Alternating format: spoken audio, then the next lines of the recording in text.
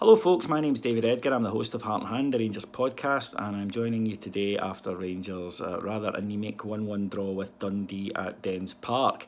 10-man Dundee, I should say. Rangers were rotten for the second game in a row, struggling against 10 men, struggling against a packed defence. I don't think I'm telling you anything you don't already know when I say that Rangers struggle to break down teams that sit in against them, and that unfortunately was the same today.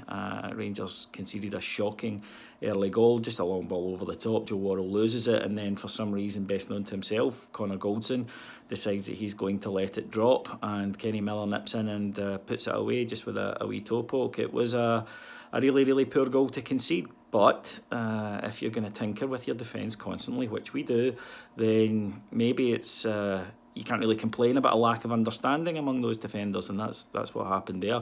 And then Rangers proceeded to produce a performance so ugly that it rivals my 5-day growth, which I'm just noticing here. My apologies, I've got a cold and I can't be arse shaven, but Rangers were that bad, yes, as bad as my facial hair, and it just couldn't get anything going. We got an equaliser and what should have been the game-changing decision when Ralph, the Dundee fullback, came in over the top in a tackle with Daniel Candeias. It was a red card, I must admit. First time I looked at it, I was like, oh, he's got that wrong. But then when you saw it again, Stonewall, and Andy Halliday stepped up and puts a magnificent free kick into the top corner. I thought Andy Halliday was our best player again today. And from there, sitting expecting Rangers to just go on and win by a few.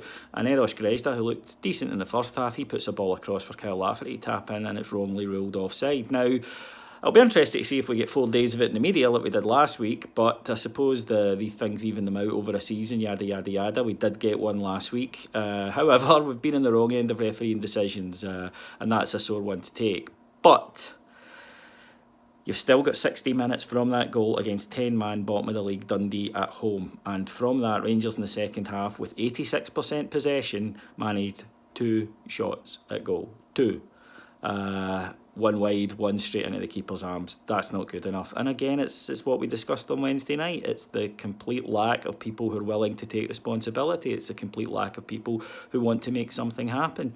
It was full-on pirouette and pass-back mode today. Too many of them do it all the time. It's just constant.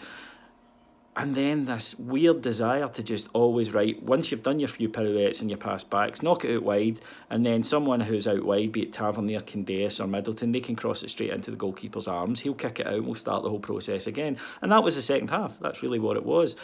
The manager looked shocked after it. I'm not surprised. He said himself, I don't know, how it can be so bad after the performance we saw last Sunday. And that's the thing, they showed heart at Hearts, and guts and spirit and determination, and we've been devoid of it the last 2 games. So what can we do? Well, we need an influx of quality. There are some players there who are following the loan pattern of starting reasonably well and then going downhill. A Jarry, a Worrell might be as well just shipping them back, because it's hard to turn it around, especially if you've got a contract at a club and you need to turn it around is one thing, but if you're going back anyway, there might not quite be that motivation to do it. But we need an influx of first team players in January. We don't need bodies. We've got a good amount of squad players, but we need guys who are first teamers.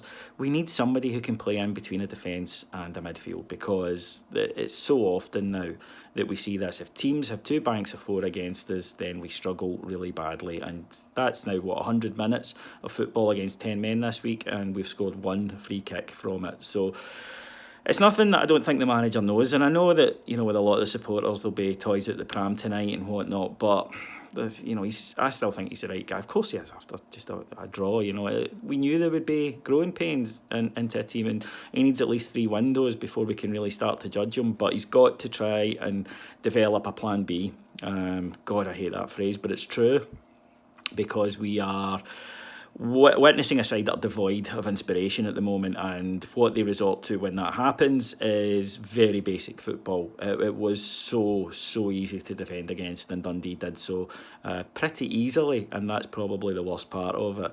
So we've got Vienna on Wednesday, which ironically might suit us because we'll be able to counter-attack a bit, but we need to come up with a better plan for dealing with league matches. With Hamilton at home next week, it's going to be the exact same thing, and if Rangers can't find that other gear, then we're going to have more days like this. But yeah, high as a kite this time last week, lower than Captain Nemo this week, such is the life of a football fan. Thanks very much for listening to me. I'll be back after the Vienna game on Thursday, so long as this Lurgy doesn't claim me. And till then, try not to get too down about today, although I know it's pretty disappointing, but I'll speak to you on Thursday night. Thanks for listening to me. Bye.